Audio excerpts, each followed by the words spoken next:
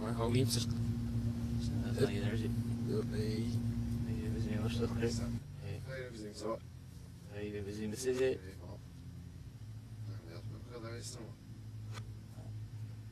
Nee, op de eerste wedstrijd. Dat was die. Ja, dat was die. Nee, dat is niet heel veel sloten. Ja, dan moet je hebben ook je dingen. Oh, iets gaan. Nee. Ja, maar niet idee.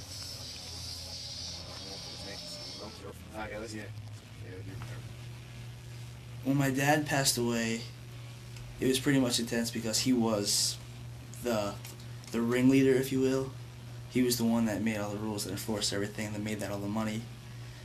And he was the boss. So when you take the boss or the ringleader out of the picture, that everyone's kind of left to fend for themselves.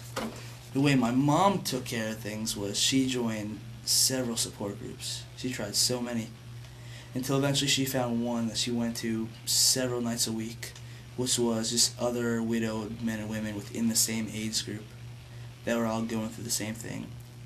And they just went to meetings and shared stories and helped cope with each other.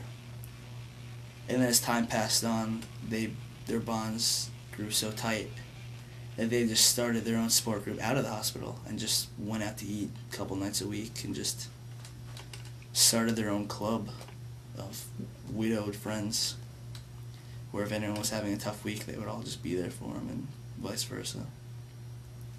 As for my sister, I don't want to say she took it the worst out of us kids, the children, but she was the most dramatic, in a sense where she always wanted everyone to feel sorry for her, and she always talked about it, and she started seeing she started seeing a social worker.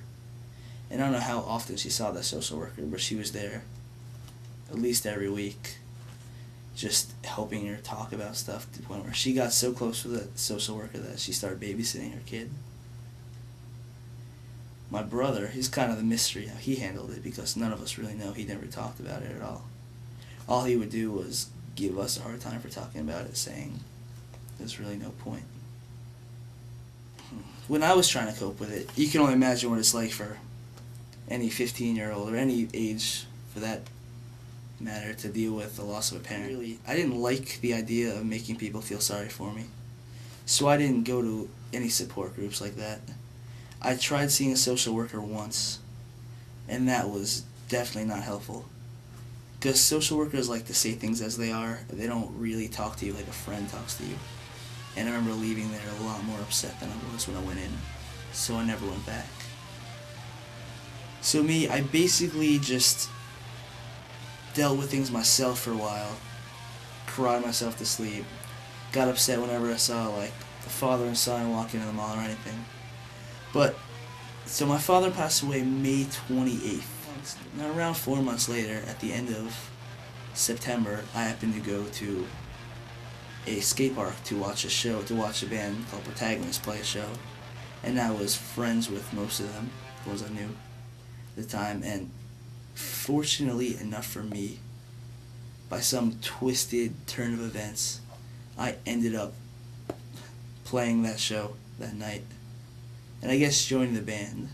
So basically after 4 months of just basically solid like depression, all of a sudden I'm in this group of guys band, and it's just something positive finally, like positive, like in my life, something to happen, something to make me want to go out, something to make me want to wake up, something to do other than just watch TV and feel sorry for myself. So when I joined this band, it was so quick, like I didn't really have time to just feel sorry for myself. So I went from having all this free time and all this time just to like reflect on how bad things were, then all of a sudden I'm thrown into this band, and 2 to 3 nights a week I'm up at this warehouse just like playing music and forgetting about everything else and just enjoying myself. Like guitar has always been like my passion basically. My dad was a guitar player when he was young, and he was the one that bought me my first guitar, and he was always very supportive over me playing in the first place. He was always the one that would watch me pretend to play. It made me feel like I knew what I was doing.